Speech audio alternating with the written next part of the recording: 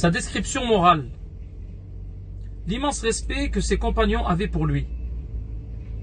Amr ibn al-As radiyallahu anhu rapporte: je n'ai jamais aimé quelqu'un plus que le messager d'Allah sallallahu alayhi wa sallam, et je n'ai jamais respecté quelqu'un plus que lui. J'étais incapable de le regarder par respect pour lui, et si on me demandait aujourd'hui de le décrire, j'en serais incapable, car je ne l'ai jamais regardé avec insistance. Urwa ibn Mas'ud al-Thaqafi rapporte, en décrivant en Quraysh le pacte d'allégeance d'Al-Hudaybiyah: je jure par Allah que je n'ai jamais vu un roi respecté par ses administrés autant que Mohammed par ses compagnons. Par Allah, lorsqu'il se mouchait, sa morve tombait dans la main de l'un d'entre eux et il s'en passait sur le visage et le corps. Ils observaient ses ordres à la lettre. Lorsqu'il faisait ses ablutions, ils en venaient presque à s'entretuer pour récupérer l'eau de ses ablutions. Lorsqu'il parlait, ils baissaient leur voix auprès de lui et ils n'osaient pas le fixer du regard par respect à son égard. Son comportement vis-à-vis d'Allah. Abdullah ibn Shikhir rapporte: nous dîmes, tu es notre maître. Il dit: le maître c'est Allah. Nous dîmes: tu es le meilleur d'entre nous et le plus généreux. Il dit: dites ce que vous avez à dire, mais ne vous laissez pas entraîner par le diable, c'est-à-dire en exagérant sur ma personne. Son courage. Ali radiallahu anhu rapporte: lorsque nous rencontrions l'ennemi et que les combats faisaient rage, nous nous mettions derrière le messager d'Allah sallallahu alayhi wa sallam. Personne n'était plus proche de l'ennemi que lui. Sa crainte d'Allah. Il disait: je suis celui qui craint le plus Allah et qui le vénère le plus. Sa bienveillance à l'égard de sa famille. Il disait: le meilleur d'entre vous est celui qui a le meilleur comportement avec sa famille, et je suis le meilleur d'entre vous envers ma famille. Sa pudeur. Abu Sa'id al-Khudri radiyallahu anhu disait: le messager d'Allah sallallahu alayhi wa sallam était encore plus pudique que la jeune fille vierge qui reste dans sa chambre.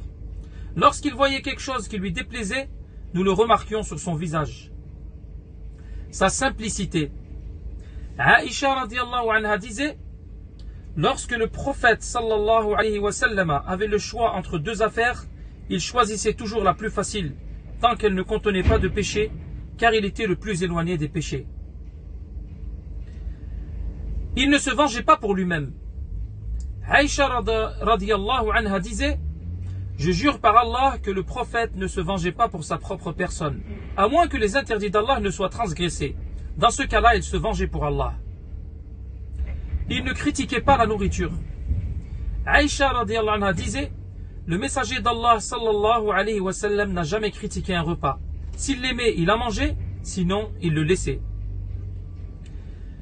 Il acceptait les cadeaux.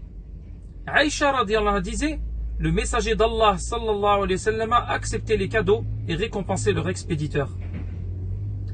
Il ne mangeait pas de l'aumône. Il disait: la famille de Mohammed ne consomme pas de l'aumône. Sa modestie.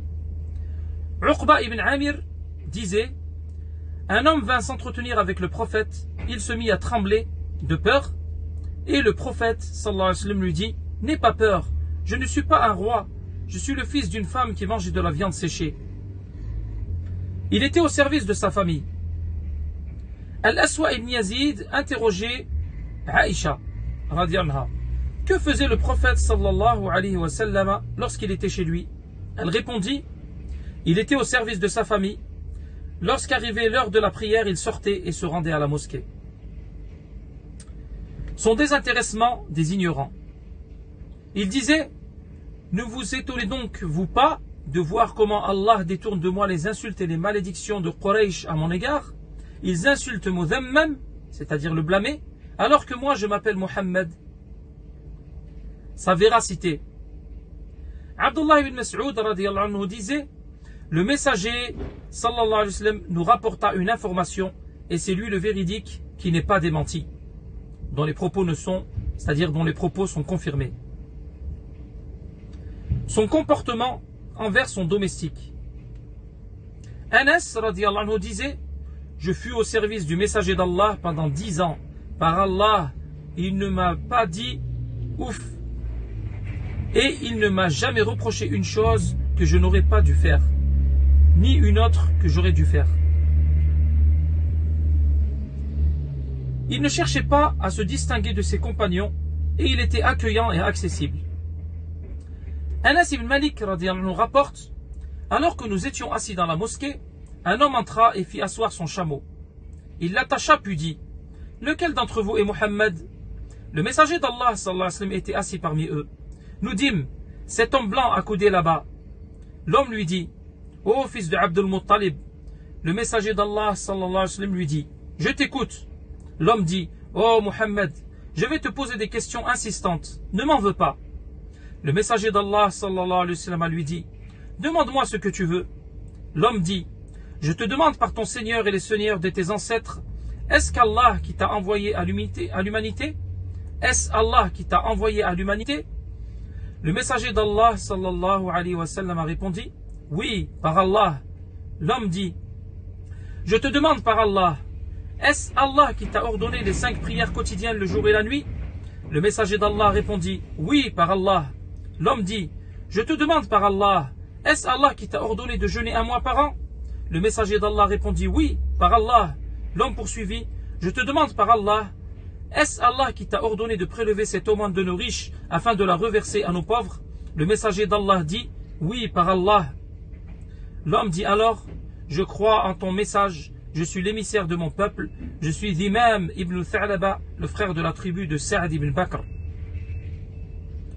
Son pain.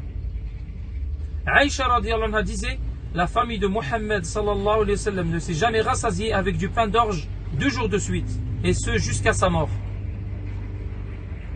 Son détachement de ce bas monde.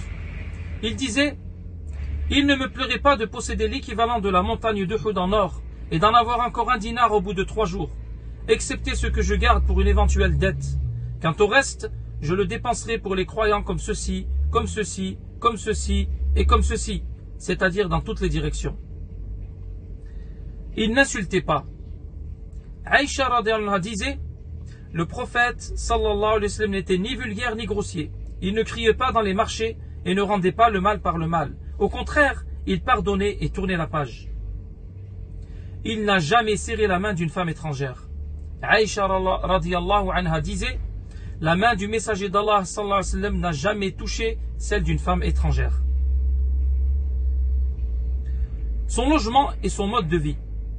Omar radhiyallahu anhu disait: un jour je suis rentré chez le messager d'Allah sallallahu alayhi wa sallam. Il était allongé sur une nappe tressée. Je m'assis et il remonta son pagne sur lui. Il n'en avait pas d'autre. La nappe avait laissé des traces sur son flanc. Je regardais le garde-manger du messager d'Allah et ne vis rien d'autre qu'un sa' d'orge dans un coin de la pièce. Je ne pus retenir mes larmes. Le prophète sallallahu alayhi wa sallam me dit: pourquoi pleures-tu, ô fils d'Al-Khattab? Je dis: ô prophète d'Allah, pourquoi ne pleurerais-je pas alors que cette nappe a laissé des traces sur ton flanc et qu'il n'y a pas la moindre chose dans ton garde-manger, alors que César et Chosroès se délectent de fruits au bord des ruisseaux?